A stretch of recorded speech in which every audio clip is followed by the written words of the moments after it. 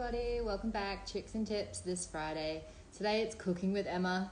We'll see how this goes. I wanted to give you guys a different alternative to some dehy meals. So if you're going away into the backcountry and all you can take is dehy, there are other options. Don't stress. There's really cheap, quick, easy meals and lightweight that you can take that just to spice things up. So you can take fresh fruit, you can take fresh veggies.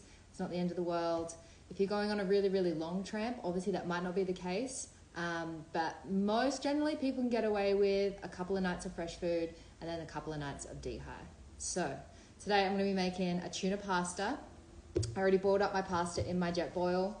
And I got an avocado. And when I'm taking fresh food like this, I usually bring it in a Tupperware, just something lightweight. I can chuck it in and then I don't have to worry about it getting squished, getting spoiled. But obviously it's really tricky packing it into your bag when you've got heavy things pushing down on it.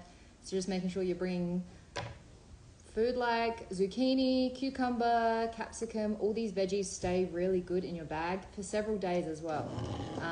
That 3-day hike we went on the other week, that was really, really hot. We all took fresh food and it stayed fine in our backpacks. As long as you don't leave your pack out in the roasting sun for hours on end. If you pop it in the shade whenever you've stopped for a break, you should be totally fine. I was a camp instructor for 2 years and we never ate dehy, not once I don't think. We always took fresh food and we always cooked from scratch. Otherwise you get really malnourished really quickly.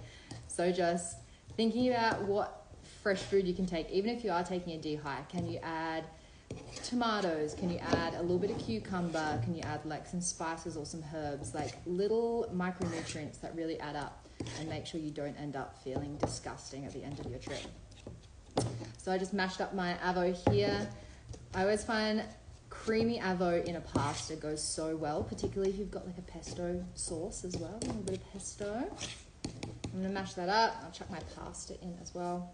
Now, if you don't want raw veggies in this, you can always fry them up. If you wanted to bring some oil in here, maybe a little bit of mashed up garlic or an onion if you're feeling super fancy. A little bit of garlic in there. And then you can chop up your capsicum, fry it up in your jet boil.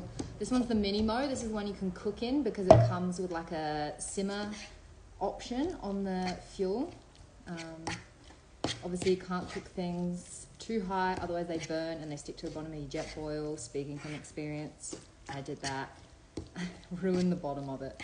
So anything liquidy, soupy, you can cook in your jet boil. But I wouldn't be afraid to fry up just a few veggies. Be totally fine. And I got some tomatoes, fresh out the garden. Just gonna chuck them in. And these little Nalgene bottles are super handy. They come in all different sizes. I've got 2 really, really mini ones, and in one of them I keep my salts, and the other one I keep Italian herbs. But you could put anything in there. You could put dried garlic granules, you could chuck in cinnamon, whatever. They just help spice up meals and keep them taste them real nice.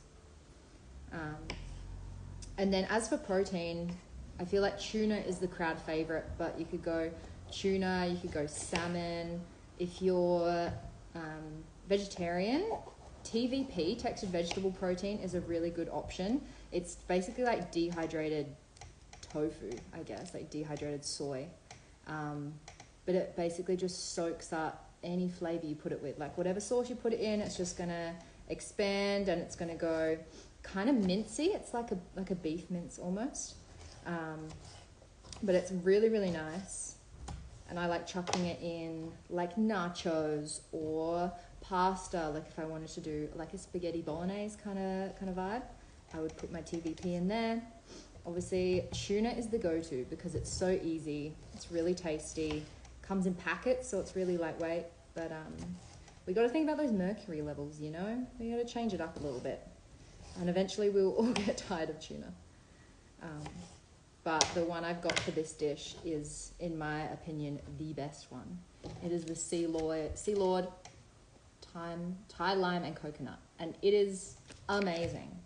Oh yeah, tuna does come in packets, not just tins, by the way. Don't bring a tin hiking because they are real heavy. And then you have to carry them out. Like you're packing your rubbish out. Why would you bring something heavier than you have to? All right. So I'm going to squeeze all my tuna in there and give it a good stir up. Some other good veggies, I like bringing mushies, broccoli, or like broccolini, really good. And then if you want to add a bit more flavour, you could always bring like a bit of cheese, hard cheese or Parmesan cheese or whatever, and just sprinkle it in. But I kind of like cooking at camp, like it kind of gives you something productive to do. And it's really satisfying knowing you're making your own meal instead of just boiling water for dehy. I've been kind of lazy lately because real meals are so bloody tasty and delicious that I've just been bringing those. I haven't really been making my own, but there we go. Tuna, pasta, tomatoes, avocado, and capsicum. So super cheap, lightweight, easy meal that you can take on your next hike. If you're doing an overnighter, it's perfect. If you're going for a little bit longer, you know what? You can just spread it out over a few days. It'll be great. But I'd love to do another one of these. I've got a curry in mind that I think you guys will love. It's like my favorite camping meal of all time. So let me know what you think. What are your favorite real actual meals for hiking instead of dehy? Let me know in the comments and we'll see you next week. See ya.